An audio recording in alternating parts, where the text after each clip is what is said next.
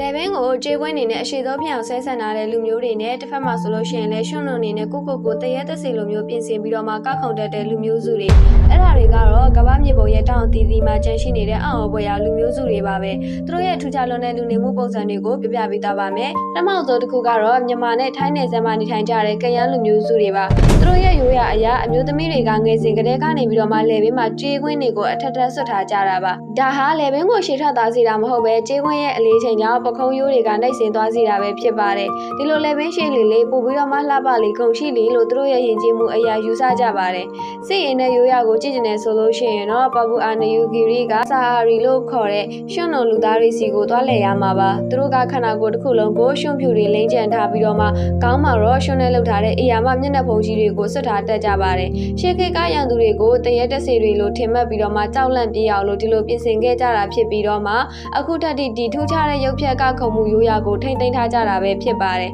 နောက်ထပ်အထူးခြားဆုံးကတော့အာဖရိကတိုင်းဒူကွန်လူမျိုးစုတွေပဲဖြစ်ပါတယ်သူတို့ကနက္ခဗေဒပညာရမှာအလွန်ကျွမ်းကျင်ကြပြီးတော့မှရှေးခေတ်ကတည်းကနေပြီးတော့မှဤပညာအကူအညီမပါဘဲနဲ့စာရကျဲစုတရှိပုံကိုအတိအကျသိရှိနေကြတာပါသူတို့ရဲ့ထူးခြားတဲ့မျက်နှာဖုံးစုကခုံချင်းရိုးရာတွေနဲ့အတူအာကာသနဲ့ဆက်နွယ်နေတဲ့သူတို့ရဲ့ယုံကြည်ချက်တွေကကမ္ဘာသိပ္ပံပညာရှင်တွေအတွက်တော့အခုထက်ထိပဟိတိဖြစ်နေသေးပါပဲ။လေဘင်းရှင်လူမျိုးစုတွေနဲ့အာကာသကိုလေ့လာနေကြတဲ့သူတွေဒီလိုထူးခြားတဲ့လူမျိုးစုတွေလည်းကမ္ဘာအသီးသီးမှာရှိနေသေးပါပဲ။မိတ်ဆွေတို့ကဟိုအရင်ကနေပြီးတော့မှသိခဲ့တာလားအခုမှသိတာလားခေါင်းမပြောပေးခဲ့ကြပါအောင်ရှင်။